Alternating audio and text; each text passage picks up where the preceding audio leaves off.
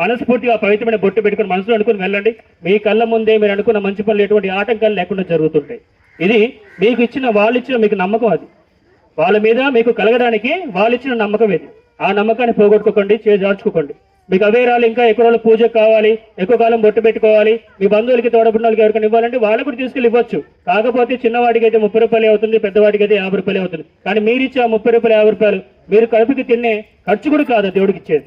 ఆ 30 రూపాయలు 50 రూపాయలు ఏదో దేవాసిన వాళ్ళకి ఇవ్వండి. మీరు వేసే దక్షిణలు కానుకలు మాత్రం అక్కడ ఇసరకండి, పడేయకండి. నిదానంగా మీ చేత్తో వదిలేయండి. జై శ్రీరామ్. జై శ్రీరామ్. దండం పెట్టుకున్నామ్మా. పట్టుకో మధ్యలో నిలబడకండి, అడ్డి తొక్కకండి దయచేసి. ఒక్క 2 నిమిషాలు ఆలస్యమైనా పర్లేదు, నిదానంగా లైన్ లో ఉండండి.